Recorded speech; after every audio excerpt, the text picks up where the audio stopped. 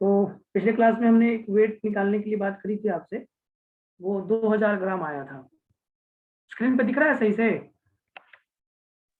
Yes sir. Yes sir. चलो फिर ठीक है, देखिए सब लोग। और इसके बाद इसमें आपने कौन सा सेक्शन बोला था हमने? रिलेटिव लोअरिंग वेपर प्रेशर का क्वेश्चन बोला था बनाने के लिए। आप लोगों ने बनाया था क्या? रिलेटिव लोअरिंग वेपर प्रेशर का क्वेश्चन बोला था बनाने के लिए, आप लोगों ने बनाया था क्या? किससे बना रहे थे? क्या बोल रहे हो, नहीं बनाए थे? आई वाले में था, सेक्शन आई में। 9 नंबर क्वेश्चन क्या है बताओ, बोलो एक बार क्वेश्चन बोलो तो मैं देख बता दूंगा तुम्हें। तो डाउट नहीं सर कह रहा हूँ, हाँ, तो कह रहे मतलब हो गया, बनाए थे उसको, हो गया लगभग। एक भी डाउट नहीं आया? एक भी डाउट नहीं आया? नहीं सर, लोग बन गए थे। अभी सर सर मैं बाहर हूँ तो मेरे पास शीट नहीं है, तो फोन से इसलिए मैंने किया नहीं। चलो कोई बात नहीं है, कोई दिक्कत नहीं है, कोई दिक्कत नहीं, कोई टेंशन वाली बात नहीं। अभी श्रिया पुरवार, श्रिया, यस सर, हो गया था। ठीक है। सर एक डाउट है। चलिए फिर तो अगला क्वेश्चन लिखते हैं अपने लोग। अगला क्वेश्चन क्या लिखना है, मतलब कैलकुलेशन ऑफ केबी लिख लो एक बार। Calculation of KB, calculation of KB by using thermodynamics. Calculation of KB by using thermodynamics, by using thermodynamics, kb का calculation by using thermodynamics, by using thermodynamics। देखो आप लोगों ने एक फॉर्मूला पढ़ा होगा बेटा, किसी ने पढ़ा है कि थर्मोडायनेमिक्स में एक केबी का फॉर्मूला होता है, thermodynamics, calculation of KB by using thermodynamics. ठीक है बेटा, इसमें केबी का फॉर्मूला आपने कभी सुना होगा शायद। केबी इज इक्वल टू होता है R T B nought square. KB equal to होता है R T B nought square upon आता है 1000 into latent heat of vaporisation. सुना है ना?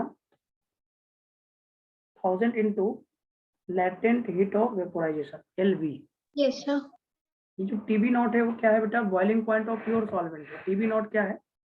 Boiling point of pure solvent है। TB nought is equal to है boiling point of pure solvent,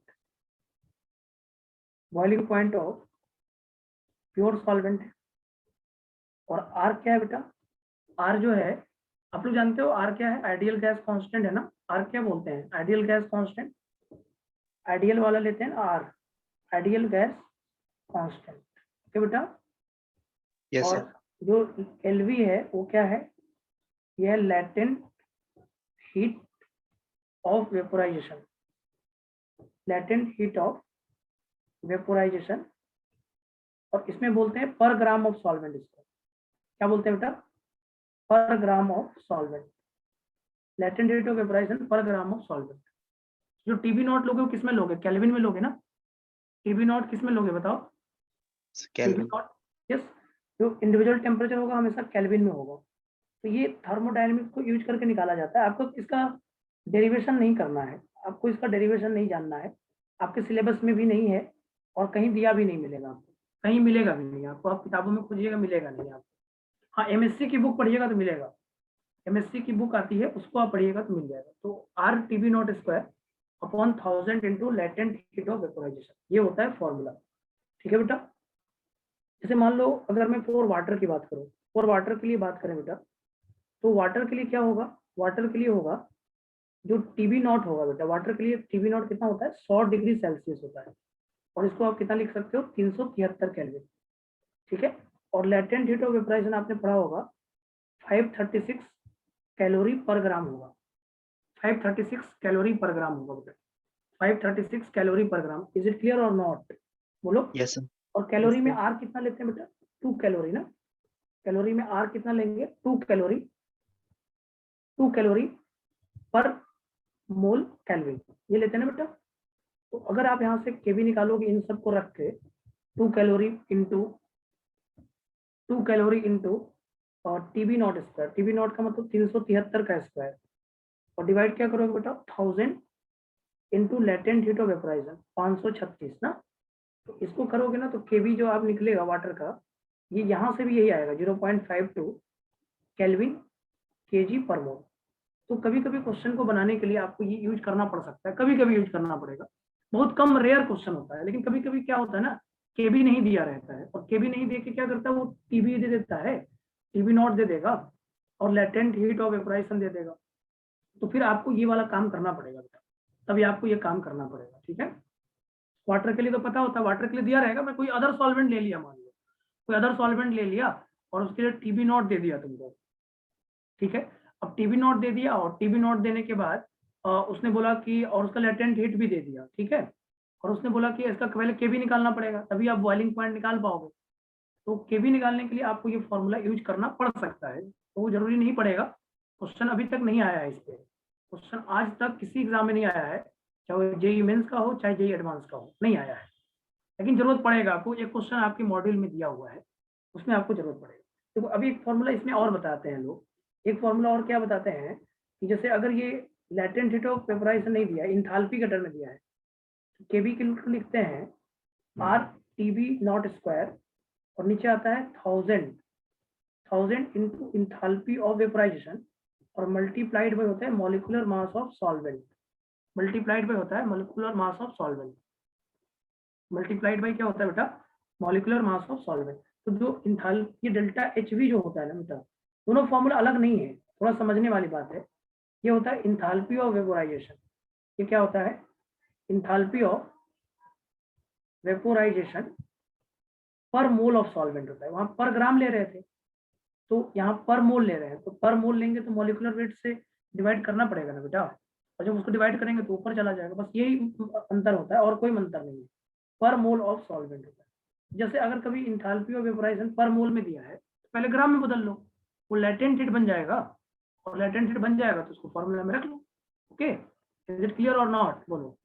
yes sir. तो दो फॉर्मूला है केबी के लिए, दो फॉर्मूला कौन कौन सा आया बेटा केबी का, एक फॉर्मूला तुम्हारा केबी का आया, देखो दोनों फॉर्मूला अलग नहीं है, दोनों फॉर्मूला को अलग तरीके का मत समझना, दोनों फॉर्मूला एक ही है, बस एक पर ग्राम में लिखा है और एक पर मोल में लिखा है, बस इतना ही अंतर है। तो ये आ जाएगा आपका TB nought square, TB nought square, TB nought square into M solvent आ जाएगा, ये एम सॉल्वेंट एक फॉर्मूला ये हो गया, और नीचे क्या आ जाएगा 1000 इंटू डेल्टा एच वी आ जाएगा, ये पहला हो गया, ये पहला फॉर्मूला हो गया। और दूसरा फॉर्मूला आप केबी के लिए क्या लिखोगे बेटा, तो केबी इक्वल टू लिखोगे R T T not square और यहाँ आ जाएगा 1000 into latent heat of vaporisation, ये दो फॉर्मूला आ जाएगा बेटा आपका। Is it clear or not, बोलो। Okay, yes sir. तो समझ में आ रहा है, ये दोनों फॉर्मूला आप याद कर लीजिए, दोनों फॉर्मूला याद करने से फायदा ही मिलेगा आपको, ऐसा नहीं कि कुछ दिक्कत हो जाएगी, अच्छा ही रहेगा आपके लिए। अब दोनों फॉर्मूला याद कर लीजिए, एक छोटा सा एग्जांपल मैं आपको देकर इसको आज बॉइलिंग पॉइंट को भी कंप्लीट कर देता हूँ, ठीक है। बॉइलिंग पॉइंट की इतनी ही बातें थी, इसी के लिए हमने बोला था बॉइलिंग पॉइंट छोड़ दीजिएगा, मत बनाइएगा पूरा। तो क्योंकि एक फॉर्मूला पे इस पे क्वेश्चन दिया हुआ है आपके मॉडल में, एक क्वेश्चन लिखते हैं बेटा, उसको देखिए आप लोग, आसान क्वेश्चन लिखेंगे, बहुत ही आसान। केबी जैसे हम कोई सॉल्वेंट बेंजीन ले लेते हैं बेटा, बेंजीन, और उसमें क्या करते हैं, जैसे देखना समझना थोड़ा सा, जैसे मैंने क्या किया कि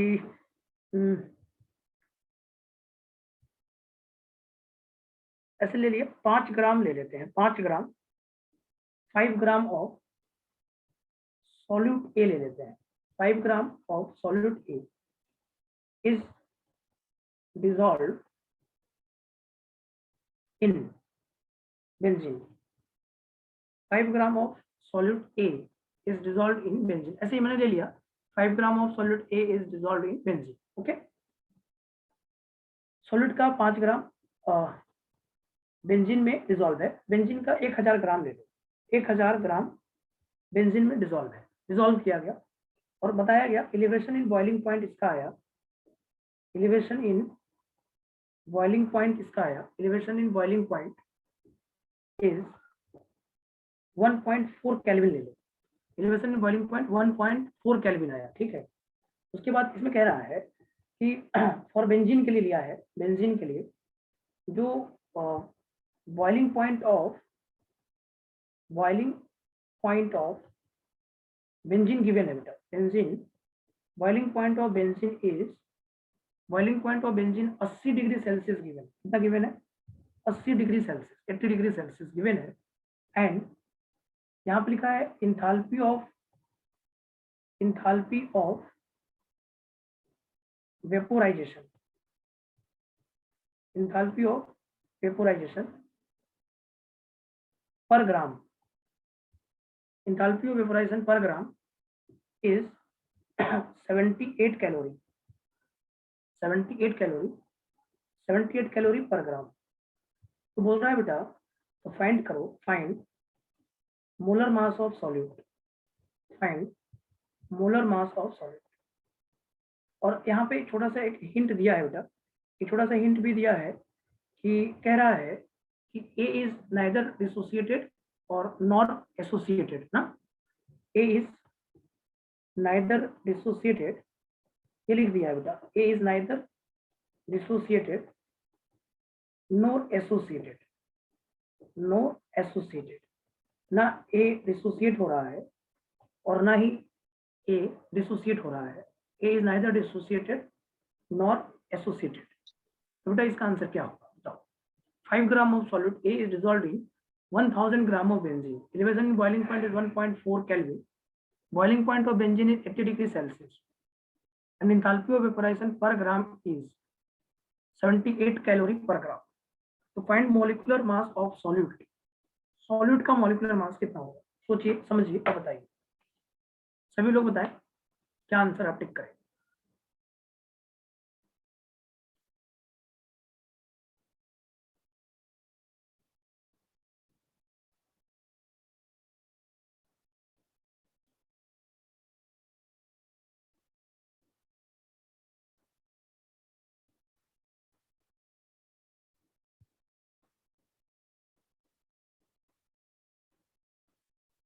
Five gram of solute A is dissolved in 1000 gram of benzene.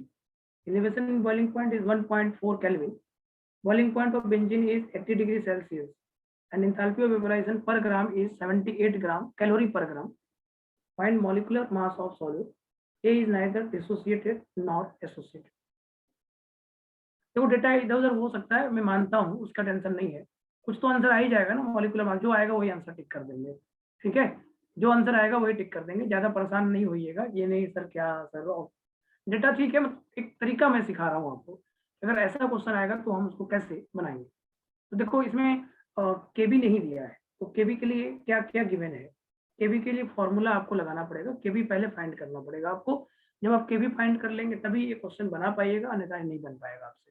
पहले केबी बनेगा और उसके बाद delta TB is equal to KB into molality होता है, और मोलालिटी में आपको सॉल्यूट का वेट गिवन है, तो मॉलिक्यूलर मास पूछा है, वही अननोन भी है।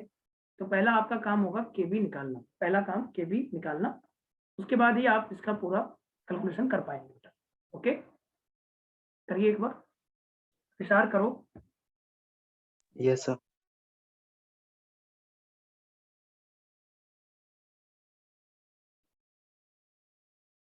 अभी ठीक लग रहा है? अब थोड़ा सा फील अच्छा आएगा नहीं? Yes sir. इसलिए मैंने सोचा थोड़ा फील बेटर आया, बच्चों को मजा आएगा।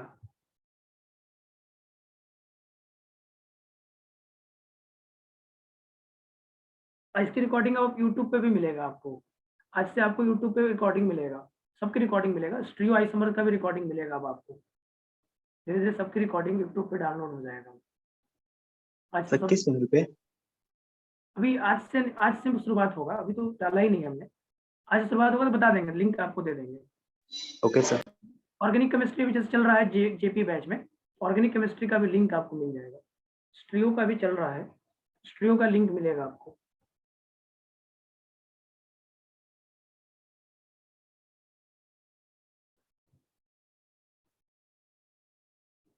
बताइए आंसर क्या आएगा, इसको सॉल्व तो कर लेंगे आप, थोड़ा कैलकुलेशन में टाइम लग रहा होगा आप लोगों को। ये सर 353 का स्क्वायर जा रहा है, मतलब जो टेम्परेचर है। हाँ 353 का स्क्वायर जा रहा है, उसमें कैलकुलेशन थोड़ा लेंथी पड़ रहा है, कोई दिक्कत नहीं है, टेंशन वाली बात नहीं है। केबी निकाल लेते हैं। केबी के लिए यहाँ पे कौन सा फॉर्मूला लगाएंगे हम? केबी के लिए क्या फॉर्मूला लगाएंगे बताइए? सर केबी इंटू मोलालिटी करके डेल्टा टीएफ। तो पहले केबी निकालिए, पहले तो काम केबी निकालना आपका काम होगा, पहला आपका काम क्या है? केबी निकालना। तो केबी इज इक्वल टू आप लिखिएगा आर टीबी नॉट स्क्वायर और नीचे क्या आ जाएगा 1000 into latent heat of vaporisation. देखो इंथैल्पी ऑफ वेपोराइजेशन पर ग्राम में दिया है तो लेटेंट हीट हुआ वो, तो अगर इंथैल्पी ऑफ वेपोराइजेशन पर ग्राम दिया तो मॉलिक्यूलर मास से मल्टीप्लाई मत कर दीजिएगा, क्योंकि मैंने बोला था इंथैल्पी ऑफ वेपोराइजेशन पर मोल देगा ना, कभी कभी बड़ी कंफ्यूज कर देता है, वो इंथैल्पी ऑफ वेपोराइजेशन लिख देगा और पर ग्राम दे देगा, तो बच्चा कंफ्यूज हो जाता है और वो 78 से ऊपर मल्टीप्लाई कर देगा, गलत हो जाएगा। पर ग्राम दिया है इसका मतलब वो लेटेंट हीट दिया है, समझ में आया? इंथैल्पी लिखा जरूर है लेकिन वो लेटेंट हीट का टर्म दिया हुआ है। Okay, is it clear? तो यहाँ पे क्या रखोगे बेटा, 2 रखोगे। टीबी नॉट की जगह पे आप क्या रखोगे, 353 का स्क्वायर करोगे। तुरंत स्क्वायरिंग मत करना, पूरा कैलकुलेशन एक बार करेंगे हम लोग। इसको लिख लेते हैं पहले, 1000 और यहाँ पे 78, यहाँ काम कंप्लीट होता है, यहाँ हमारा कंप्लीट होता है 2 इंटू 353 का स्क्वायर 1000 इंटू 70। अब हमारे पास फॉर्मूला क्या होता है, हम जानते हैं कि डेल्टा टीबी किसके बराबर होता है, केबी मल्टीप्लाइड बाई मोलारिटी के बराबर होता है। और केबी हमारा ये आ गया 2 इंटू 353 का स्क्वायर। एक बार कैलकुलेशन करिएगा, बीच बीच में मत करिएगा नहीं तो आपको लेंदी पड़ेगा। 1000 इंटू 78 और ये कितना दिया है 1.4 दिया हुआ है, क्वेश्चन में गिवन है। मोलारिटी क्या होगा, मोलारिटी होगा 5 बाई कैपिटल एम। ये 1000 ग्राम बेंजीन है और ऊपर भी 1000 से मल्टीप्लाई। ओके, ये तो आप समझ में सबको आता है, इसमें कोई दिक्कत नहीं है। तो ये अगर आप इसको सॉल्व करने जाओगे तो ये आ जाएगा मॉलिक 1000 से 1000 खत्म करो पहले, ठीक। अब इसके बाद सॉल्व करोगे तो molecular weight is equal to आ जाएगा 2 इंटू 353 का square multiplied by 5 divided by क्या आएगा, नीचे आ जाएगा 1000 78 और ये 1.4 ये आ जाएगा। ओके, ये आएगा ना, और तो समझ में आ रहा है आपको, ये Yes, आना sir. चाहिए। तो 2 से ये 0.7 में कट जाएगा, 2 से 0.7 में, इसका मतलब हुआ ये 353 और 353 और ये 5। 1000 को तो 1000 रहने ही दो, इसको मत करना कुछ, और इसको 78 और इसको 0.7, तो इसको 350 ले लो, 353 मत लो, 350 ले लो। 353 क्यों देख रहे हो उसको, 350 देखो ना, क्या दिक्कत है 350 लेने में, कितना आंसर वेरी कर जाएगा भाई, थोड़ा बहुत करेगा तो अपना आंसर ऑप्शन में तो रहता ही है ना। इसको 350 कर दो, इसको 1000 रहने दो, इसको 78 और इसको 0.7 कर दो, सही तरीका होगा। ये देखो 1010 खत्म हो गया, 1010 खत्म हो गया। अब 35 मल्टीप्लाई करने आता ही है, उसको भी क्यों करना है, 7 से ये 50 बार में खत्म होगा। तो अब तुम्हारा हो गया 50 और 5 को मल्टीप्लाई करो 250 इंटू 50 और 35 और यहाँ पे कितना आ जाएगा 10 और 78। बेटा कुछ नहीं करने की जरूरत है, 25 into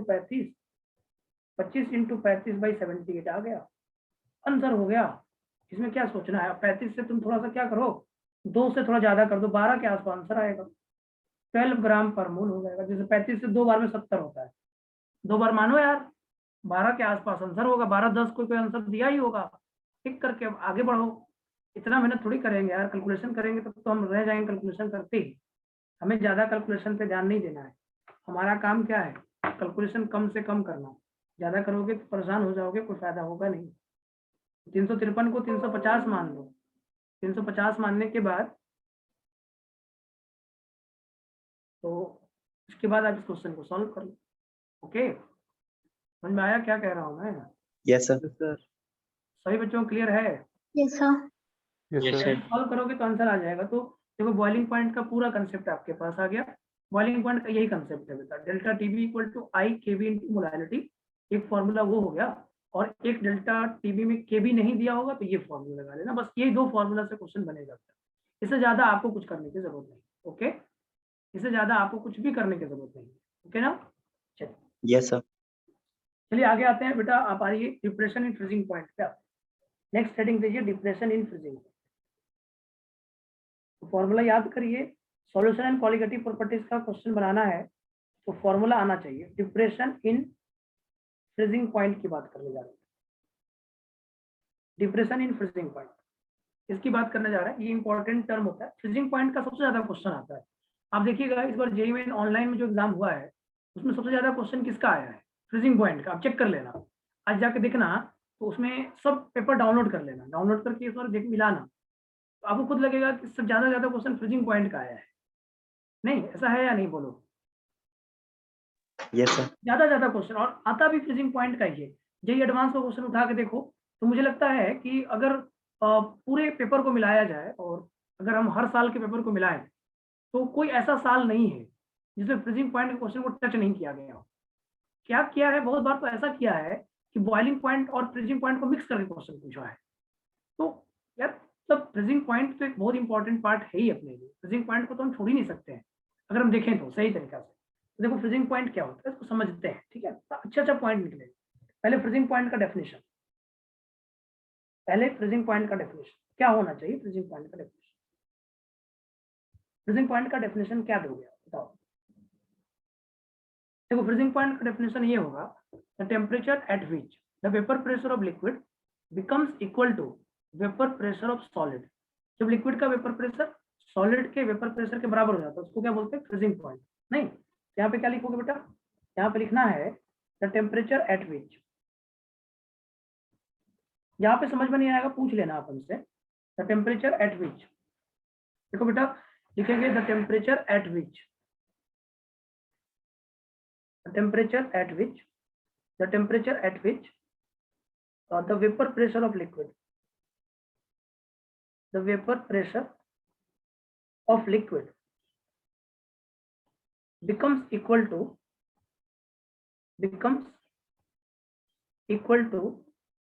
vapour pressure of solid. Liquid का वेपर प्रेशर सॉलिड के वेपर प्रेशर के बराबर हो गया, becomes equal to vapour pressure of solid. जब लिक्विड का वेपर प्रेशर सॉलिड के वेपर प्रेशर के बराबर होता है तो उसको क्या बोलते हैं? फ्रीजिंग पॉइंट बोलते हैं क्या? बोलो बेटा। Temperature at which the vapour pressure of liquid becomes equal to vapor pressure of solid. Is it clear or not? बोलो, इतना जानते Yes, हो आप?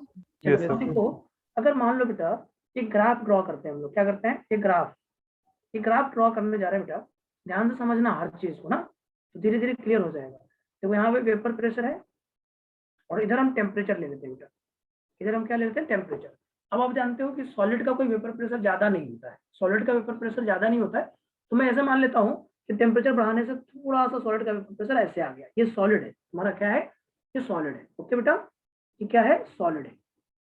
अब इस सॉलिड में जब लिक्विड का वेपर प्रेशर, लिक्विड जैसे सॉल्वेंट है मान लो, तो लिक्विड का वेपर प्रेशर सॉलिड के वेपर प्रेशर के बराबर होता है, उसको बोलते हैं फ्रीजिंग पॉइंट। जैसे सॉल्वेंट है तो सॉल्वेंट का मतलब ये हुआ बेटा, ये ऐसे जाएगा, एक सेकेंड रुकिएगा, ये ऐसे जाएगा बेटा, तो ये सॉल्वेंट हो गया, ये सॉल्वेंट का वेपर प्रेशर और सॉलिड का वेपर प्रेशर, लिक्विड का वेपर सॉलिड का वेपर प्रेशर बराबर हो गया। इसी पॉइंट को हम क्या बोलेंगे? Freezing point. और इसको हम दिखाएंगे TF नॉट से। किससे दिखाएंगे बेटा? TF नॉट से। ओके, ये सॉल्वेंट है। अब तुम देखो यहाँ पे अगर हम बात करें सॉल्वेंट में नॉन वोलेटाइल सॉलिड मिला देंगे, अगर सॉल्वेंट में नॉन वोलेटाइल सॉलिड मिलाएंगे तो वेपर प्रेशर क्या हो जाएगा? कम हो जाएगा, होगा नहीं होगा? तो यहाँ वेपर प्रेशर कम हुआ, इसका मतलब सॉलिड पहले अचीव हो जाएगा, होगा नहीं होगा? सॉलिड पहले अचीव हो जाएगा, सॉलिड क्या होगा बेटा? पहले अचीव हो जाएगा, तो ये ऐसा कुछ बन जाएगा। और इसको हम क्या बोलेंगे? सॉल्यूशन का फ्रीजिंग पॉइंट, ये TF हो जाएगा। ये सॉल्यूशन होगा by adding non volatile solute, by adding non volatile solute होगा बेटा, by adding non volatile solute. Yes और नो? बोलो। Yes sir. तो यहाँ पे आप देखो जो फ्रीजिंग पॉइंट सॉल्यूशन का है वो प्योर सॉल्वेंट से क्या हुआ? कम हुआ नहीं हुआ? Freezing point of solution is less than freezing point of solvent. Yes और नो? जब आप नॉन वोलेटाइल सॉल्यूट को जोड़ देंगे तो फ्रीजिंग पॉइंट घट जाएगा। क्या हो जाएगा? फ्रीजिंग पॉइंट घट जाएगा। यहाँ पे मुझे क्या मिला बेटा? मुझे मिला कि TF जो है वो लेस देन है TF नॉट से, मतलब freezing point of solution is less than freezing point of solvent. TF क्या है बेटा? TF है freezing point of solution, freezing point of solution. और TF नॉट क्या है? TF नॉट है freezing point of solvent. TF not क्या है? Freezing point of solvent. TF not freezing point of solvent है और TF freezing point of solution. तो ये देखो फ्रीजिंग पॉइंट जब घट गया इसलिए इसका नाम है डिप्रेशन। इसका नाम क्या है? डिप्रेशन क्यों है बेटा? क्योंकि फ्रीजिंग पॉइंट घट गया है। ये आ जाएगा TF माइनस TF नॉट। ये क्या आ जाएगा? TF minus TF nought. Is it clear or not? TF minus TF nought हो जाएगा। डेल्टा टीएफ कितना होता है, टीएफ माइनस टीएफ नॉट होता है। हमेशा इसका ध्यान रखना बेटा। जो डिप्रेशन इन, इसको बोलते हैं डिप्रेशन इन फ्रीजिंग पॉइंट, इसको क्या बोलेंगे, कम हुआ इसलिए इसका नाम है डिप्रेशन इन फ्रीजिंग पॉइंट। इसका नाम क्या है, depression in freezing point. Depression in freezing point delta TF को बोलते हैं। किसको बोलते हैं, डेल्टा टीएफ। ओके, अब बेटा एक बात बताओ, फिर से वही बात दोहराना है, सब कुछ वही होगा जो इलिवेशन इन बॉइलिंग पॉइंट में था। देखो ये वाला जो है ना, ये वाला गैप जितना बढ़ेगा ये वाला गैप उतना बढ़ेगा।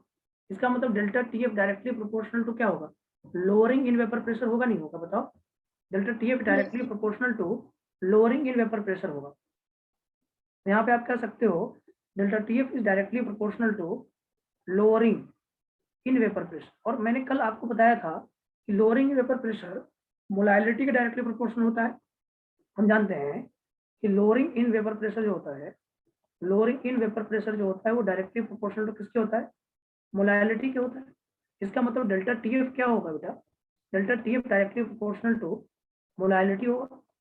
Delta TF directly proportional to क्या होगा, मोलाइलिटी होगा। Is it clear or not, delta TF directly proportional to molality होगा। अब इस प्रोपोर्शनलिटी साइन को जब हटाओगे ना आप, तो delta TF is equal to आप क्या करोगे, केएफ मल्टीप्लाइड बाई मोलाइलिटी कर दोगे। Delta TF direct is equal to KF into molality हो जाएगा। और इस केएफ को क्या बोलते हैं बेटा, इस केएफ को बोलते हैं प्रोपोर्शनलिटी कांस्टेंट। और इसी केएफ को बोलेंगे molal depression constant. Depression in freezing point है और मोलाइलिटी का टर्म है, इसलिए इसको बोलते हैं मोलल डिप्रेशन कांस्टेंट। और इसका एक और नाम होता है क्रायोस्कोपिक कांस्टेंट। तो केएफ क्या होता है बेटा, केएफ के बारे में अगर बात करें तो ये तो सबसे पहले प्रोपोर्शनलिटी कांस्टेंट है, उसी के जगह पे आया है, प्रोपोर्शनलिटी कांस्टेंट है। और इसी केएफ को हम क्या बोलेंगे बेटा, मोलल डिप्रेशन कांस्टेंट बोलेंगे। इसी केएफ को हम बोलेंगे मोलल डिप्रेशन कांस्टेंट बोलेंगे। और इसी केएफ का एक और नाम होगा क्रायोस्कोपिक कांस्टेंट, क्रायोस्कोपिक कांस्टेंट। इसका एक और नाम होगा बेटा cryoscopic constant. Is it clear or not, इसका एक और नाम होगा क्रायोस्कोपिक कांस्टेंट। देखो बेटा जैसे केबी की बात हम लोग कर रहे थे, तो केबी सॉल्यूट पे नहीं डिपेंड करता है, किस पे डिपेंड करता है, सॉल्वेंट पे डिपेंड करता है। तो यहाँ पे केएफ भी किस पे डिपेंड करेगा, सॉल्वेंट पे डिपेंड करेगा। बात समझ में आ रहा है क्या, केएफ सॉल्वेंट की प्रॉपर्टीज होती है। अगर आप सॉल्वेंट चेंज करोगे ना तो केएफ चेंज होगा, और अगर सॉल्वेंट वही रख रहे हो तो केएफ सेम रहेगा। तो केएफ के बारे में अगर हम लिखेंगे बेटा, तो केएफ जो होता है only depends on nature of solvent, depends on nature of solvent. KF सिर्फ और सिर्फ सॉल्वेंट पे डिपेंड करता है, and it is independent of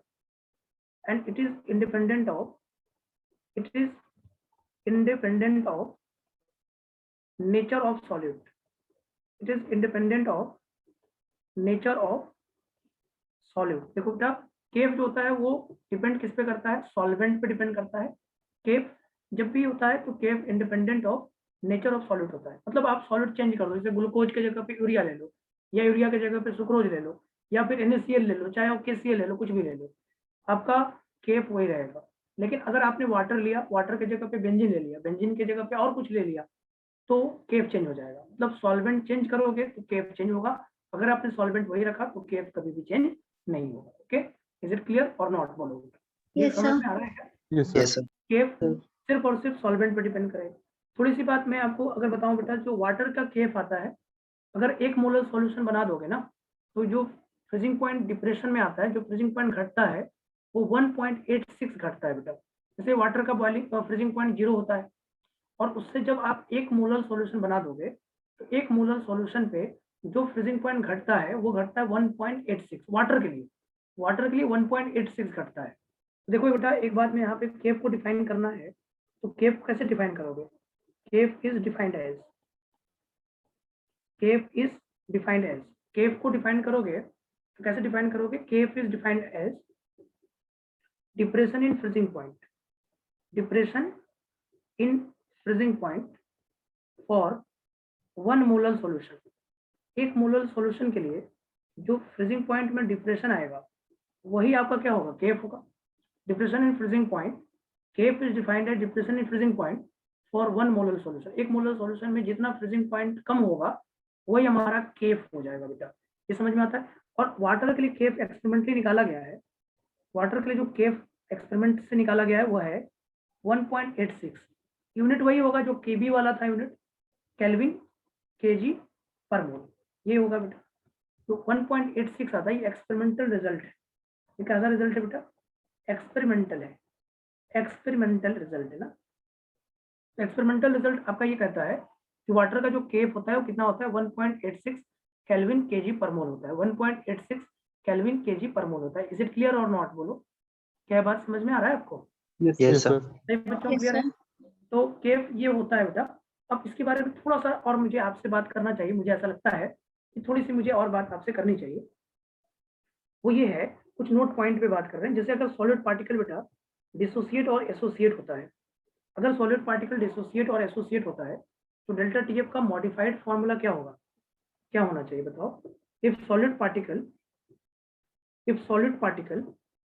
is dissociated, if solid particle is dissociated or associated in a solution, अगर solid particle dissociate और associate हो रहा है तो delta TF is equal to क्या हो जाएगा, यहाँ पे I लग जाएगा, I into I into KF into molarity. जैसा सब कुछ वही है जो आपने बॉइलिंग पॉइंट में देखा था। बॉइलिंग पॉइंट और फ्रीजिंग पॉइंट में फॉर्मूला में लगभग एक सिमिलरिटीज दिखता है। वहां पे केफ की जगह पे केबी था और यहाँ पे केफ है, बस इतना ही का डिफरेंस लगता है, इससे अलावा कुछ डिफरेंस नहीं लगता है। ओके बेटा, ये समझ में आ गया? अब इस पे क्वेश्चन शुरू करने से पहले एक नोट पॉइंट मुझे और देना है आपको। मुझे एक छोटा सा चीज बताइए कि अगर आपने सॉल्यूट और सॉल्वेंट को दोनों को मिलाया तो फ्रीज कौन होता है, सॉल्वेंट होता है कि सॉल्यूट होता है, या दोनों होता है? फ्रीज कौन होता है? सॉल्वेंट। केवल सॉल्वेंट ही फ्रीज होता है, सॉलिड कभी फ्रीज नहीं होता, ये ध्यान रखना। सॉल्यूट फ्रीज नहीं होता है। जैसे आप कभी देखिए पानी में चीनी मिला दीजिएगा और उसको कभी रख दीजिएगा तो पानी जो है ना फ्रीज हो जाएगा और उसके ऊपर पर चीनी जम जाएगा, ऐसा रहेगा। चीनी फ्रीज नहीं हुआ है, जमा कौन है, वाटर ना, तो वाटर फ्रीज होता है। ये ध्यान रखना, इस पे क्वेश्चन आता है। जैसे आइस विल बी सेपरेटेड वाला जो क्वेश्चन आता है ना, इस पे आता है, तो ये पॉइंट से ही वो क्वेश्चन बनेगा। वो क्वेश्चन कैसे बनेगा, इसी पॉइंट से बनेगा। जैसे आपको बोलना क्या होगा, only solvent particle will freeze, no solid particle will freeze. कोई सॉलिड पार्टिकल फ्रीज नहीं होता। तो जब आइस बनेगा भी, मान लो आइस कभी बनता है तो उसमें सॉलिड का कोई पार्टिकल फ्रीज नहीं होता है। मतलब ऐसा नहीं कि सॉलिड का पार्टिकल आइस में चला गया, ऐसा कुछ नहीं हुआ है ना। तो यहाँ पे ये पॉइंट बड़ा काम का होता है, जैसा कि मैं समझता हूँ वो ये है कि only solvent particle will freeze, only solvent particle will freeze, no solid particle will freeze. ये जम जाता है उसके साथ, सॉलिड पार्टिकल फ्रीज नहीं होता है, no solid particle will freeze. इस पे क्वेश्चन आता है, कैसे आता है वो भी मैं बताऊंगा आपको। इस पे क्वेश्चन हम लोग बारी बारी से अब देखेंगे, no solid particle will freeze. इस पे बारी बारी से क्वेश्चन देखेंगे तो मजा आएगा आपको, बहुत मजेदार क्वेश्चन होता है बेटा, समझ में खूब आएगा, कोई टेंशन नहीं है। जैसे बॉइलिंग पॉइंट आपने समझा वैसे फ्रीजिंग पॉइंट भी आप समझ जाइएगा। देखिए छोटा सा क्वेश्चन, पहला क्वेश्चन आता है आपके पास, बड़ा आसान सा क्वेश्चन दे रहा हूँ बेटा, इसको सब लोग बना पाएंगे। जैसे मैंने बोला कि 58.5 ग्राम है, 58.5 gram of NaCl is dissolved in 500 gram of water. Water के 500 ग्राम में इसको डिसॉल्व किया गया। 58.5 gram of NaCl is dissolved in 500 gram of water. और इसके बाद कह रहा है कि find freezing point of solution, freezing point of solution, solution का फ्रीजिंग पॉइंट बताइए। और उसके बाद नीचे लिख दिया है assume NaCl is 100% dissociated, assume NaCl is 100% dissociated, assume NaCl is 100% dissociated और K for water ये गिवन है 1.86 केल्विन केजी और साथ में पर मोल। ऐसे तो ये आसान क्वेश्चन, बहुत ही आसान है। 58.5 gram of NaCl is dissolved in 500 gram of water, find freezing point of solution, assume NaCl is 100% dissociated। तो सॉल्यूशन का फ्रीजिंग पॉइंट कितना है, तो पहले डिप्रेशन इन फ्रीजिंग पॉइंट निकाल लो। जब डिप्रेशन इन फ्रीजिंग पॉइंट निकल जाएगा तो फ्रीजिंग पॉइंट सॉल्यूशन का भी पता हो जाएगा, क्योंकि वाटर का फ्रीजिंग पॉइंट 0 डिग्री सेल्सियस होता है, तो उसके हिसाब से आप उसको निकाल सकते हो।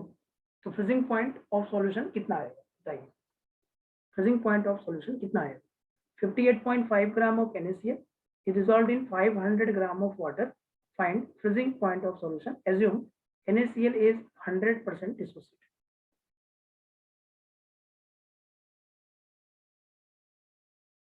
1.44 सर। हाँ, तो Yes, ठीक है, जो भी आ रहा होगा Yes, sir. सही आ रहा होगा। चलिए एक बार देखते हैं, हम लोग साथ में देखेंगे एक बार। अगर हम सॉल्यूशन करें तो डेल्टा TF जो होगा वो I इंटू KF, सबके आंसर ऐसे ही बनाए जाएंगे, फॉर्मूला पे ही क्वेश्चन होता है बेटा, और कुछ भी पूछता ही नहीं है, जब भी पूछेगा तो ऐसे ही पूछेगा। डेल्टा TF इक्वल टू क्या होगा, I into KF into molality. अब I तो तुम्हारा 2 हो जाएगा, KF दिया है 1.86, मोलालिटी के लिए आपको काम करना पड़ेगा 58.5 बट्टे में 58.5 वेट बाय मॉलिक्यूलर वेट, ऊपर में 1000 और नीचे में 500। तो इससे आपका ये खत्म हो जाएगा और ये 2 बार में आएगा। इससे आप कितना लिखोगे, 4 मल्टीप्लाइड बाई 1.86 आएगा, तो ये आ जाएगा आपका 7.44, नहीं 7.44 आएगा। ये तो आ रहा होगा सबका 7.4। अब आपको क्या करना होगा, TF नॉट माइनस TF करना पड़ेगा, बड़े में से छोटे को हटाना पड़ेगा। यहाँ पे शायद हमने कुछ गलत तो नहीं लिया था, TF नॉट माइनस TF करिएगा ना, फ्रीजिंग डिप्रेशन जो होगा बड़े में छोटे को हटाइएगा। यहाँ पे आप TF नॉट माइनस TF करिएगा, यहाँ पे आप TF नॉट माइनस TF करिएगा, क्योंकि बड़े में छोटे घटाओगे ना, डिप्रेशन है तो बड़े में से छोटे घटाओगे, TF नॉट ज्यादा है तो TF नॉट माइनस TF ये हो जाएगा आपका 7.4। तो बेटा ये आप difference in temperature degree Celsius में लिख सकते हो या केल्विन में लिख सकते हो, जो आपकी मर्जी है। डिफरेंस डिग्री सेल्सियस में दे लिया, ये 0 degree Celsius minus TF is equal to कितना आ जाएगा बेटा, 7.44। तो यहाँ पे जो TF आएगा वो कितना आ जाएगा, माइनस 7.44 डिग्री सेल्सियस। और अगर कोई इसमें केल्विन में अगर कोई पूछता तो क्या करते हैं आप, TF is equal to minus 7.44 और इसमें 273 जोड़ देते।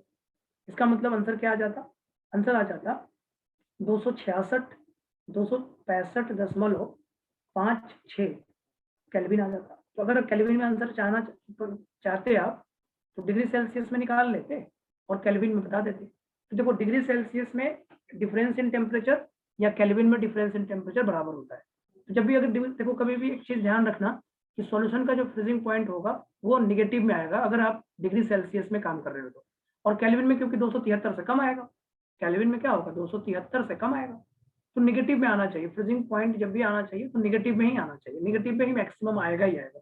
सॉल्यूशन की फ्रीजिंग पॉइंट निगेटिव में आएगा, तो ये कितना आएगा, माइनस 7.44 डिग्री सेल्सियस। सॉल्यूशन का फ्रीजिंग पॉइंट कितना होगा, माइनस 7.44 डिग्री सेल्सियस, और केल्विन में उसमें 273 जोड़ के बता दीजिए।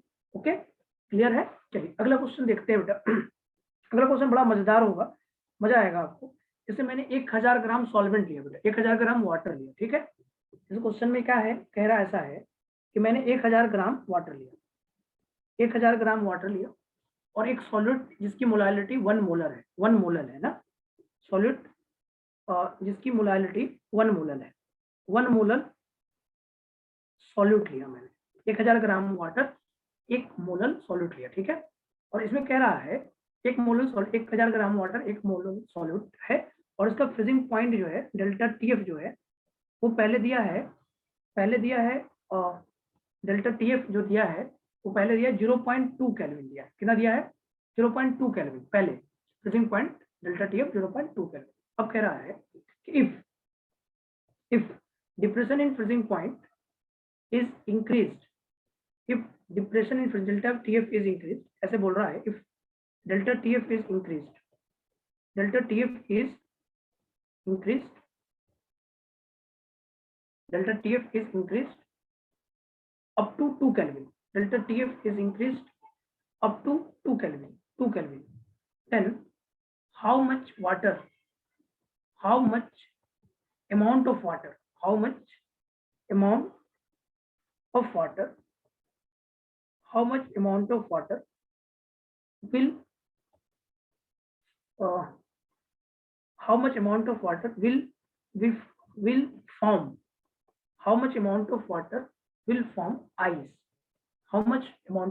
will form ice, ऐसा क्वेश्चन है।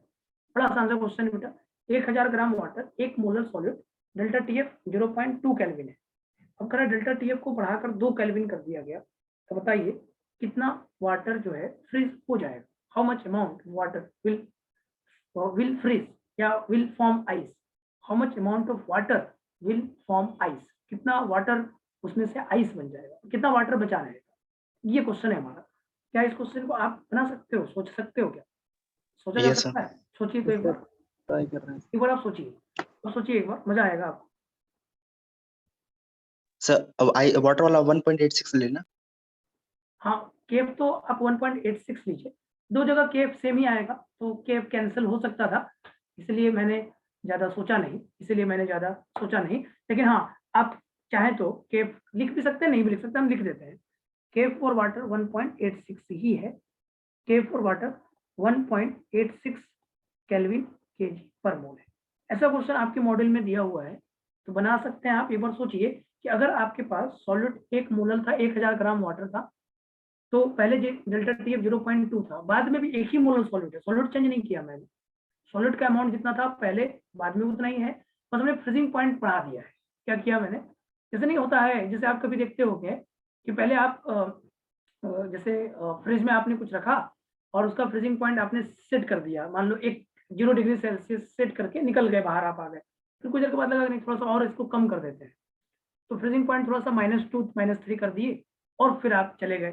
तो उसमें मैं ये पूछ रहा हूँ कि कितना वाटर आइस बन जाए जब आप फ्रीजिंग पॉइंट घटा दोगे, तो घटाना ही हुआ, वो डेल्टा टीएफ का बढ़ाने का मतलब फ्रीजिंग पॉइंट सॉल्यूशन का घटना होगा, नहीं, सीधी सी बात है ना। अगर डेल्टा टीएफ बढ़ रहा है तो इसका मतलब क्या है कि सॉल्यूशन की फ्रीजिंग पॉइंट घट रहा है। Is it clear or not, बोलो, क्योंकि टीएफ नॉट माइनस टीएफ है। चलो तो बताओ, तो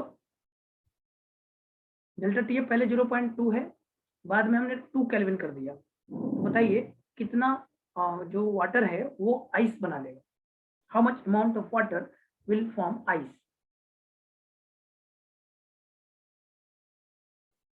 सोचिए थोड़ा सा, एक बार सोचिए, आपको मजा आएगा बेटा, सोचिएगा तभी मजा आएगा। इसके बाद एक और क्वेश्चन आपके सामने प्रकट करेंगे, तो आपको समझ में आएगा क्या क्वेश्चन का थीम क्या है।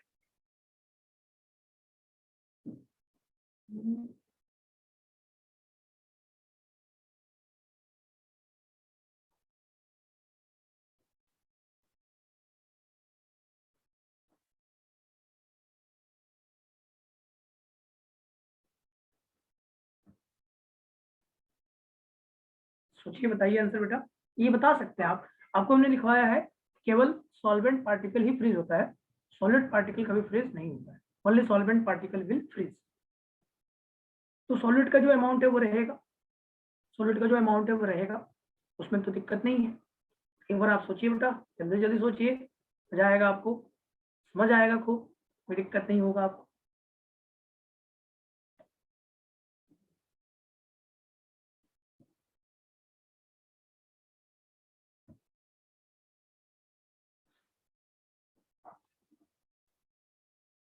सर आंसर सर कितना आ रहा है? तुम बताओ कितना आ रहा है? तो 100 आएगा? 200? नहीं सर 100, ओनली 100। ठीक लग रहा है आंसर तुम्हारा ऐसे, चलो तब भी मैं एक बार चेक कर लूंगा, ऐसे आंसर आपका सही लग रहा है। 900 वाटर जो है, 900 वाटर फ्रीज मतलब आइस बन गया है, 900 वाटर, 900 या 100 ग्राम वाटर बना है फ्रीज, 100 ग्राम वाटर फ्रीज हुआ है, यस सर। ये बोल रहे हो ना। चलो मेरे साथ एक बार देख लेते हैं, सॉल्यूशन देखते हैं बेटा, शायद कुछ समझ में ज्यादा आया आपको, कहाँ पे आपने गलती करा या सब सही किया आपने, तो एक बार मेरे साथ देखते हैं क्या होता है बेटा, मजा आएगा आपको। 900 आएगा। हाँ, 900 वाटर जो है ना फ्रीज आइस बन जाएगा, और जो 100 ग्राम आपका आ रहा है ना सतीश, वो 100 ग्राम जो है ना वो वाटर रिमेनिंग रहेगा, नहीं। और हमने क्या पूछा, how much amount of water will form ice, कितना वाटर आइस बना लेगा। हाँ तो सर सही, सही हो गया। 900 ग्राम सही है, 900 ग्राम श्रिया ने जो आंसर दिया है वो सही है। हाँ देखो सर आ गया, समझ हाँ, में तो आ गया। डेल्टा टीएफ जो है वो केफ इंटू मोलालिटी होगा, आई यहाँ नहीं लेंगे क्योंकि मुझे सॉलिड पता नहीं है, तो नॉन इलेक्ट्रोलाइट ही लेके चलना पड़ेगा। तो डेल्टा टीएफ के लिए अगर मैं बात करूं बेटा, तो पहले है 0.2 और ये केफ और मोलालिटी 1, केफ की जरूरत मुझे लगता नहीं पड़ेगा, केफ इंटू 1 रख लो। दूसरा केस में क्या है, delta TF is equal to KF into molality, KF into molality. अब यहाँ पे देखो, ये जो है 0.2 हो जाएगा, 0.2 हो जाएगा ना। और यहाँ पे 1 मोलर लिखा है तो 1 मोल हुआ और क्या, 1 मोल हुआ एक तरह से। 1 मोल का Yes, मतलब sir. क्या है, 1 ही मोल है ना। तो यहाँ पे 2 ले लेंगे और यहाँ पे केफ ले लेंगे और मोलाइलिटी की जगह पे 1 में 1000 में से -x कर देंगे और मल्टीप्लाइड बाई 1000 कर देंगे। x क्या है, x को मान लेंगे x is a amount of ice. x क्या है, आइस का अमाउंट है। तो सॉल्वेंट कितना हो जाएगा, 1000 में से आइस माइनस कर देंगे, 1000 माइनस x कर देंगे। अब क्या करें, इसको और इसको दोनों को लेकर 1/2 कर दें, 1/2 कर दें ना। 1/2 करेंगे तो 0.2/2 आ जाएगा, ये 1/2 कर दें इसको तो 0.2/2 आ जाएगा और ये आ जाएगा 1/1000। तो मतलब ये हो गया 1000 माइनस x और ये नीचे क्या आ जाएगा, 1000 आ जाएगा ना, नीचे क्या आ जाएगा, 1000 आ जाएगा। तो अब यहाँ से अगर हम करेंगे तो बेटा ये समझ में आया कि ये 1000 माइनस x और डिवाइडेड बाई 1000, ये 1/10 आ जाएगा। ये आ जाएगा 1000 माइनस x और बाई 100 इज इक्वल टू 1 आ जाएगा। इसका मतलब x कितना आ जाएगा, 900 ग्राम। तो 900 ग्राम आइस बन गया है, 900 ग्राम जो है आइस बन गया। 1 मोलल ठीक है, 1 मोलल सॉल्यूट, 1 मोलल का मतलब यही हुआ कि 1 मोल सॉल्यूट है ना। 1 मोल सॉल्यूट 1000 ग्राम वाटर में डिजोल्व किया गया है। यहाँ पे 1 मोल सॉल्यूट लिख लो, मोलल से अच्छा रहेगा कि आप 1 मोल लिख लो, थोड़ा सा कंफ्यूजन क्रिएट कर सकता है आपके लिए। 1 मोल सॉल्यूट ले लो, 1000 ग्राम वाटर और 1 मोल सॉल्यूट। तो पहले वाले में मोलालिटी 1 हो जाएगा और दूसरे वाले में 1 मोल तो रहेगा ही रहेगा और 1000 माइनस x करना पड़ेगा। क्या करना पड़ेगा, 1000 माइनस x करके इसको आप बनाओगे तो 900 ग्राम आइस जो है बन जाएगा, 100 ग्राम वाटर बचा रहेगा। नहीं, ये बात समझ में आ रहा है क्या? Yes, sir. तो एक सर क्वेश्चन और, हाँ बोलो बेटा। सर यहाँ पे आइस को हम सॉल्यूट नहीं मान सकते, जो आइस बनी वो एज अ सॉल्यूट एक्ट करेगी? नहीं, आइस बनी वो एज अ सॉल्यूट तो काम करेगी, लेकिन वो फ्रीज जो होगा वो वाटर से ही फ्रीज होगा ना, तो सॉल्यूट में थोड़ी जोड़ दोगे उसको। आइस और सॉल्यूट दोनों ऐड नहीं हो सकते ना। ऐसा नहीं है कि उसमें सॉल्यूट और आइस को ऐड कर दो, ऐसा नहीं कर सकते ना। सॉल्यूट तो सॉल्यूट जो है वही रहेगा। सॉल्यूट का अमाउंट तो चीनी तो नहीं ना बढ़ गया, चीनी थोड़ी बढ़ गया। चीनी बढ़ जाता तब बात होता है, जैसे आपने चीनी 10 ग्राम डाला तो 10 ही ग्राम चीनी रहेगा ना, 100 ग्राम हो जाएगा चीनी। सर नहीं, जैसे अगर 2 सॉल्यूट हो, सपोज करिए जैसे वो ग्लूकोज सॉलिड होता और ऐड सिक्रोज नहीं होता। होते हैं कि चीनी में हम आइस को जोड़ दें, ऐसा नहीं जोड़ा जाता है। ऐसा नहीं, चीनी बढ़ जाता तो जोड़ सकते थे आप कहते कि नहीं हम अगर आइस बना रहे हैं उसके साथ हम चीनी को भी जोड़ रहे हैं तो वो बात अलग होता है, लेकिन ऐसे नहीं जोड़ सकते आप। चीनी में आइस को नहीं जोड़ सकते, ये कहीं नहीं जोड़ सकता, अमाउंट चीनी का थोड़ी बढ़ जाएगा यार।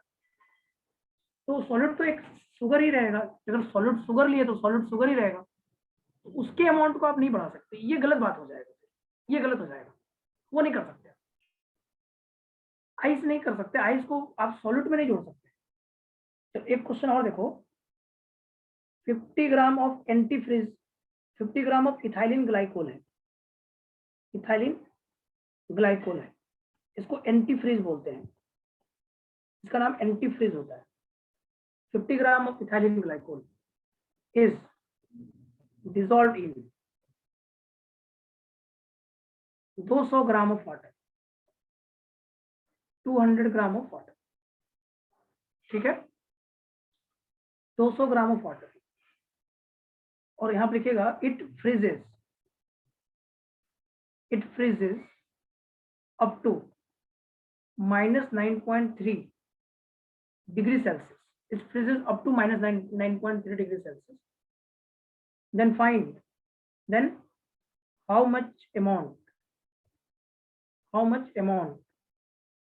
of water, how much amount of ice will form, how much amount of ice will be formed, how much amount of ice will be formed।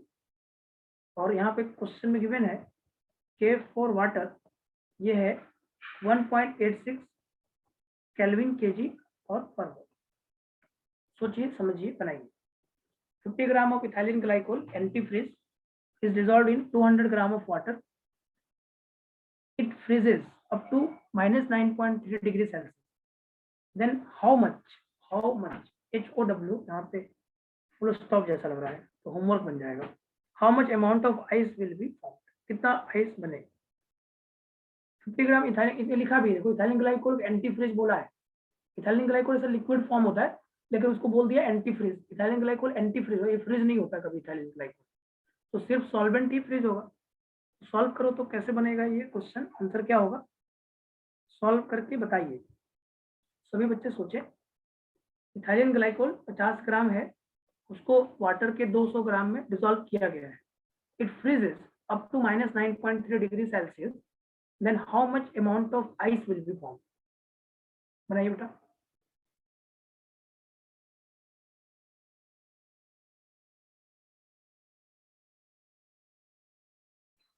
कितना आइस बन जाएगा।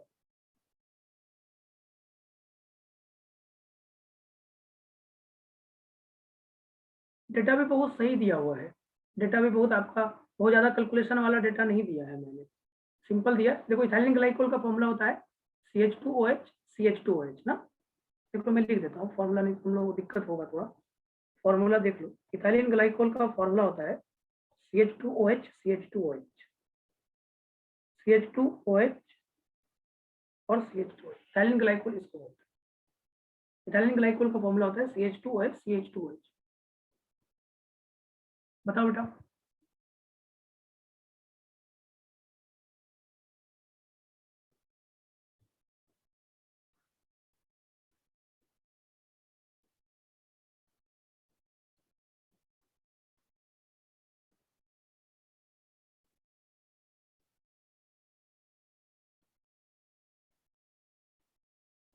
कोई बताएगा, नहीं बताएगा? अभिसार बताओ सर बता यार, रहे बस। कर ये आंसर आना चाहिए। तो बस वही लॉजिक वही रहेगा, only solvent particle will freeze. मान लो कि एक्स अमाउंट में आइस बन रहा है, तो सॉल्वेंट कितना हो जाएगा, 200 में से एक्स माइनस करना पड़ेगा और फिर उसी को तुम्हें सॉल्व करना पड़ेगा। बस इतना ही काम है आपका, और क्या है, इतना ही काम है। 50 gram of ethylene glycol is dissolved in 200 gram of water. It freezes up to -9.3 degrees Celsius. Then how much amount of ice will be formed?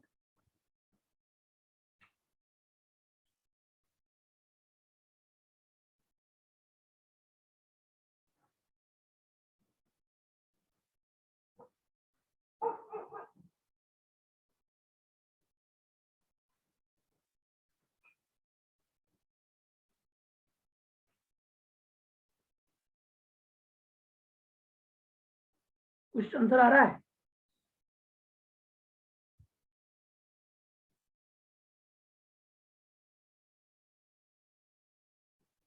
इसका मॉलिक्यूलर वेट होगा 2 ऑक्सीजन 32 और 2 हाइड्रोजन 34, 34 4 38 और 12 24 62 आएगा ये। 62 मॉलिक्यूलर वेट इज 62। बस formula सोच लो, x मान लो amount of ice को, तो सॉल्वेंट का वेट कितना हो जाएगा, 200 में से एक्स माइनस कर दो, वेट ऑफ सॉल्वेंट जो होगा 200 में से माइनस एक्स कर दो, बस हो गया। फॉर्मूला लगाओ, delta TF KF into molality. Delta TF कितना दिया होगा, -9.3 है, तो TF nought minus TF, TF nought minus sir 39 gram के अप्रोक्सीमेटली आ कितना रहा है। रहा है, 30। सर 9 के अप्रोक्सीमेटली। सही आंसर तुम्हारा 38.71 आता है, 39 के आसपास सही आंसर, 39 ग्राम के आसपास आंसर जो आ रहा है सही है।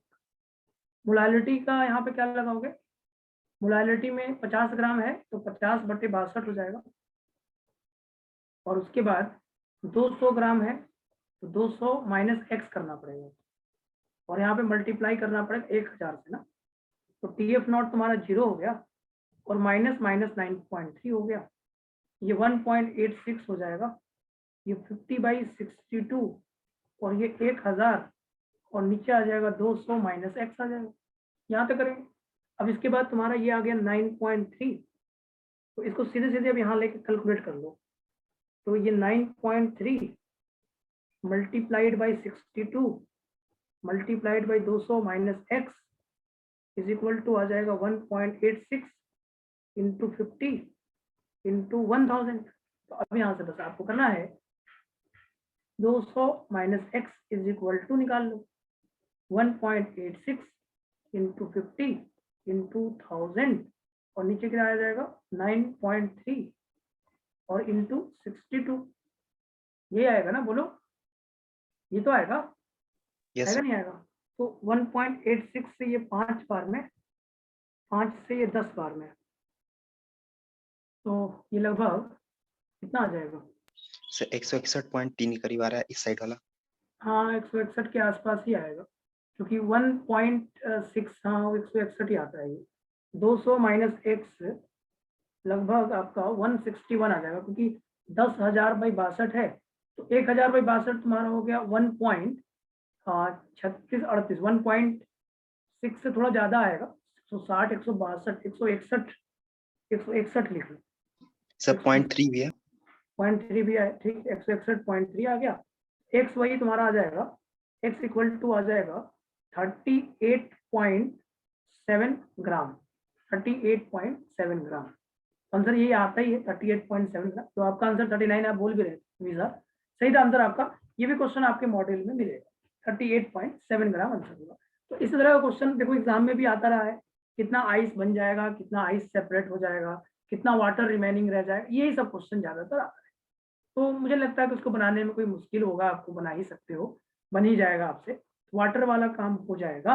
अब इसके बाद एक लास्ट है, यहाँ पे हेडिंग होता है, जैसे हमने केबी का कैलकुलेशन बाय यूजिंग थर्मोडायनेमिक्स करा था, वैसे ही केएफ का कैलकुलेशन बाय यूजिंग थर्मोडायनेमिक्स, ठीक है। नेक्स्ट हेडिंग यहाँ पे क्या दोगे, calculation of KF bye using thermodynamics, calculation of KF bye using thermodynamics. Thermodynamics को यूज करके केएफ का कैलकुलेशन निकाला गया है।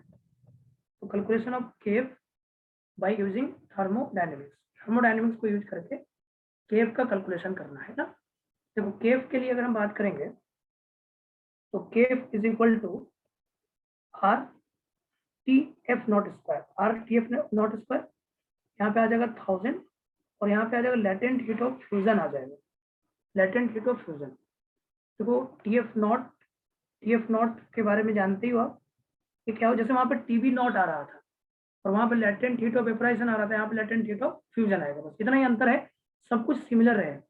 टीएफ नॉट को क्या बोलेंगे, freezing point of pure solvent, और केल्विन में निकलेगा हमेशा। टीएफ नॉट किस में रहेगा, केल्विन में, इन केल्विन ऑलवेज, इन केल्विन, ओके बेटा, इन केल्विन, टीएफ नॉट हमेशा इन केल्विन में होगा। और उसके बाद लेटेंट हीट ऑफ फ्यूजन का क्या मतलब है, इसको बोलते हैं latent heat of fusion, latent heat of fusion per gram of solvent. TF nought और latent heat of fusion R जान ही गए हो, आर आइडियल गैस कांस्टेंट, जानते ही हो। अब इसके बाद अगर इसी फॉर्मूला को एक और मॉडिफाई करोगे ना, जैसे अब यहाँ पे वाटर के लिए निकालोगे, अगर आप चेक कर लेना घर पे, आप वाटर के लिए अगर आप निकालोगे तो टी एफ नॉट होगा 0 डिग्री सेल्सियस, तो 273 केल्विन। और लेटेंट हीट ऑफ फ्यूजन आपने कभी पढ़ा होगा, ये होता है 80 कैलोरी पर ग्राम, ये होता है 80 कैलोरी पर ग्राम। तुम जब इसको केफ निकालोगे तो आर रखोगे 2 रखोगे और 273 का स्क्वायर रखोगे और नीचे क्या रखोगे 1000 रखोगे और इसको 80 रखोगे। जब आप केफ निकाल के आओगे तो ये आएगा 1.86 केल्विन केजी और साथ में पर मोल, तो 1.86 केल्विन केजी पर मोल ये आ जाएगा बेटा, 1.86 केल्विन केजी पर मोल। तो ये केफ आ जाएगा, क्या आ जाएगा, ये केफ आ जाएगा। तो केफ का एक और फॉर्मूला यहाँ पे आपका आ जाएगा, केफ का एक और फॉर्मूला आ जाएगा are T F naught square और यहाँ पे 1000 और अगर इंथाल्पी लिख दोगे, यहाँ पे इंथाल्पी लिख दोगे डेल्टा एच ऑफ फ्यूजन, तो इसको मॉलिक्यूलर मास से मल्टीप्लाई करना पड़ेगा, मॉलिक्यूलर मास ऑफ सॉल्वेंट। तो डेल्टा एच फ्यूजन का मतलब क्या होता है, डेल्टा एच फ्यूजन का मतलब होता है इंथाल्पी ऑफ फ्यूजन, इसका मतलब क्या होता है, इंथाल्पी ऑफ फ्यूजन पर मोल ऑफ सॉल्वेंट, पर मोल ऑफ सॉल्वेंट। अगर पर मोल में दिया है ना, उसको पर ग्राम में बदल लेना और उसके बाद लेटेंट हेड बन जाएगा वो। अगर पर मोल में दिया है तो पर ग्राम बदल लेना, तो हमने पर ग्राम में बदला ही है। देखो मॉलिक्यूलर मास को मल्टीप्लाई करने का क्या मतलब है, उसको पर ग्राम में बदल के लिखा है और क्या। तो केएफ के लिए ये दो फॉर्मूले, जैसे केबी था ना, सब कुछ सेम रहेगा केएफ में। जैसे केबी था ना वैसे ही सब कुछ सेम रहता है केएफ में, कोई बहुत प्रॉब्लम नहीं होगा बेटा। जैसे आपने केबी का क्वेश्चन करा ना वैसे ही आप केएफ का क्वेश्चन करिएगा। ओके, बात समझ में आ रहा है। यस केबी सर। और केएफ कोई अंतर नहीं है बेटा, फॉर्मूला उसी तरह चलता है। और एक आइस वाला क्वेश्चन इसलिए करवा दिए क्योंकि आइस वाला ही अलग था, और क्योंकि बॉइलिंग पॉइंट में आपने बहुत सारा क्वेश्चन करा था, लेकिन आइस वाला नहीं करा था आपने, आइस वाला आपने नहीं करा था। तो मैंने इसलिए आइस वाला आपको क्वेश्चन करवा दिया, क्योंकि उसमें बॉइलिंग पॉइंट में तो आइस नहीं आता ना भाई, क्योंकि वेपर बनाता। बॉइलिंग पॉइंट वाला क्या होता है, वेपर बनाता। तो उसमें तो आइस का कोई कंसेप्ट बन नहीं रहा था, इसमें आइस वाला कंसेप्ट बनता है। इसीलिए मैंने बोला था कि आइस वाला आप बना सकते हो। उसमें भी ये कंसेप्ट क्या बन सकता है, जैसे सॉल्वेंट ही वेपर बनाता है, नॉन वोलेटाइल सॉल्यूट तो वेपर बनाता नहीं है, तो वो बोल सकता है कितना वेपर बन गया है, कितना वेपर बन गया अगर हम इसका बॉइलिंग पॉइंट इतना कर दें तो। उसमें भी ये क्वेश्चन बन सकता है, कितना वेपर बन सकता है अगर हम इसका बॉइलिंग पॉइंट बढ़ा के इतना कर दें तो, है या नहीं। और समझ रहे हो क्या कह रहा हूं मैं। Yes sir. तो दोनों क्वेश्चन एक ही तरह का हुआ। और जेई मेन का इस बार का जितना शिफ्ट हुआ है उसमें या तो बॉइलिंग पॉइंट का क्वेश्चन है या तो फिजिक्स। आप पूरा शिफ्ट में क्वेश्चन उठा के आप बना लीजिए, एक बार आप पूरे शिफ्ट के क्वेश्चन को उठा के बना लीजिए। ओके, और अगर आप नहीं बना पाएगा तो उसका उपाय है अपने पास, आपको स्क्रीन पे एक दिन हम दिखाएंगे आपको कि आप कैसे क्वेश्चंस आपके जेई मेंस में आए हैं, जो सॉल्यूशन का सिर्फ होगा। स्क्रीन पे आपको दिखाएंगे, हर एक पेपर का स्क्रीन पे आपको मिलेगा, तो वो भी आप देख पाइएगा, तो उससे भी फायदा मिलेगा आपको। ये वाला पार्ट हमारा हो गया, फ्रीजिंग पॉइंट वाला और बॉइलिंग पॉइंट वाला। फ्रीजिंग पॉइंट का पॉइंट और बॉइलिंग पॉइंट का पॉइंट हो गया है। तो इस पे आप क्वेश्चन बना सकते हो। कौन सा सेक्शन बनाएंगे आप, देखो रिलेटिव वाला आप बना लीजिएगा। रिलेटिव लोअरिंग वेपर प्रेशर आपने बना लिया पार्ट 1 पार्ट 2 का, और उसके बाद आप सेक्शन जो है इसका बना लीजिएगा।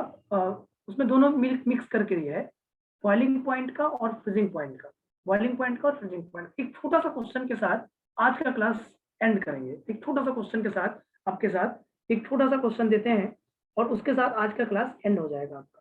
देखो उस छोटे से क्वेश्चन को आप करिए, मजा आएगा बेटा। इस तरह का क्वेश्चन खूब आता है एग्जाम में। देखिए कहता है arrange the decreasing order of freezing point, arrange the decreasing order of freezing point. इस छोटे से क्वेश्चन के साथ आज का क्लास खत्म होगा बेटा। Freezing point, arrange the decreasing order of freezing. पहला दिखा है बेटा 0.1 मोलल, 0.1 मोलल K2SO4। दूसरा लिखा है बेटा 0.05 molal K4 FeCN6, K4 FeCN6। तीसरा लिखा है बेटा 0.1 मोलल NaCl, और चौथा लिखा है 0.2 मोलल, यहाँ मोलल लिख लीजिएगा बेटा, यहाँ पे मोलल लिख लीजिएगा, 0.1 मोलल NaCl, और यहाँ लिखा है 0.2 मोलल ग्लूकोज लिख लीजिए, ग्लूकोज। तो बेटा बताना इसमें फ्रीजिंग पॉइंट किसका ज्यादा है, इसमें बताना। आप एक बार सोचिए, ये बड़ा इस तरह क्वेश्चन एग्जाम में आता रहा है कि 0.1 मोलल K2SO4, और यहाँ पे कुछ ना लिखा हो तो इलेक्ट्रोलाइट के लिए 100% ले लेना। कुछ नहीं लिखा है इसका मतलब डिसोसिएशन पूरा 100%, कुछ नहीं लिखा है तो 100%। ये मैंने बोला है कि अगर किसी क्वेश्चन में डिसोसिएशन मेंशन नहीं किया हुआ है तो इट विल ऑलवेज अज्यूम 100% ना, 100% डिसोसिएशन। तो जो इलेक्ट्रोलाइट है उसमें कहीं पर डिसोसिएशन नहीं लिखा है बेटा, इसलिए आपको कितना लेना पड़ेगा, 100% लेना पड़ेगा। तो 100% लेकर इसको सॉल्व करके बताइए फ्रीजिंग पॉइंट का सर, क्या ऑर्डर। हाँ बोलो बेटा। सर 1, 2 और 3, 4 इक्वल होगा? 1, 2 और 3, 4 सब इक्वल होगा। सर नहीं, 1 सबसे ज्यादा है, फिर 2 और 3 और 4 इक्वल है। अच्छा ठीक है, यस एग्जैक्टली आपने सही शायद बताया होगा। चलो एक बार मैं देखता हूँ, सबसे ज्यादा 1 बता रहे हैं अभी सर, उसके बाद 2 बता रहे हैं, उसके बाद 3 और 3 और 4 को बराबर बता रहा है। एक बार मैं भी आपके साथ देखना चाहता हूँ। देखो सबसे पहले आपका काम क्या होगा, इसका डेल्टा TF देखना। तो डेल्टा TF देखना ही पड़ेगा भाई, और उसका कोई उपाय नहीं है, क्योंकि डेल्टा TF ही होता है मोलालिटी इंटू आई इंटू मोलालिटी, और सबका केफ सेम होगा क्योंकि वाटर में भी सबको डिजोल्व किया गया। सॉल्वेंट के बारे में कोई जिक्र नहीं है, इसका मतलब एक ही तरह का सॉल्वेंट होगा। ओके ना, तो डेल्टा TF का पहले काम करोगे, पहले इसका क्या सॉल्यूशन कैसे देंगे, सोचने वाली बात है। अभिसार ने आंसर बताया है 1 2 3 4, जो कि आंसर शायद गलत है, लेकिन तब भी एक बार आप मेरे साथ देखो अभिसार ने क्या गलती करा वो देखो। I into KF into molality, I into KF into molality होता है। जब डेल्टा टी एफ 1 में निकालोगे तो डेल्टा टी एफ 1 में कितना आएगा, I हो गया 3 के 2s4 में, और केफ और 0.1, तो ये आ गया 0.3 इंटू केफ पहले का। डेल्टा टी एफ 2 जब निकालोगे तो ये आ जाएगा I का मतलब हो गया आपका 5, और केफ तो केफ रहेगा, और मोलालिटी का मतलब हो गया 0.05, तो ये आ जाएगा 0.25 केफ, ओके ना। और डेल्टा टी एफ 3 जो है, डेल्टा टी एफ 3 कितना आएगा बेटा, तो आप बोलोगे सर इसमें आएगा 2 इंटू केफ और इंटू 0.1 लिखिए सर, तो ये आ जाएगा 0.2 केफ। इज इट क्लियर, ये तो समझ में आता है। और डेल्टा टी एफ 4 कितना है, डेल्टा टी एफ 4 के बारे में बच्चे बोलेंगे कि सर 1 लिखिए और केफ लिखिए और इसके साथ आप 0.2 लिखिए, तो ये आ जाएगा 0.2। अब चलिए, तो ये आपने जो अभिसार ने जो आंसर बताया वो डेल्टा टी एफ का ऑर्डर बताया, मैंने डेल्टा टी एफ नहीं पूछा था। आप क्वेश्चन को देखिए, हमने फ्रीजिंग पॉइंट पूछा है, इसका मतलब मैंने सॉल्यूशन की फ्रीजिंग पॉइंट पूछी। अगर मैंने फ्रीजिंग पॉइंट लिखा है मतलब सॉल्यूशन का पूछा है, हमने डेल्टा टी एफ नहीं पूछा था। पहले आप इतना क्लियर करिए, हमने क्वेश्चन में डिप्रेशन इन फ्रीजिंग पॉइंट नहीं लिखा, आप देख लीजिए, arrange the decreasing order of freezing point लिखा है, हमने डिप्रेशन नहीं लिखा है। डिप्रेशन का आंसर आपका सही था, लेकिन फ्रीजिंग पॉइंट का आंसर को थोड़ा सा मेरे साथ एनालिसिस करिए। देखिए बेटा, अगर हम डेल्टा टी एफ की बात करें तो डेल्टा टी एफ होता है T F not minus T F. बताइए बेटा, अगर डेल्टा टी एफ बढ़ रहा है तो टी एफ क्या हो रहा है, घट रहा है कि बढ़ रहा है? अगर आप इसको देखिए, इसका अनुमान लगाइए, इसका और इसका अनुमान लगाइए।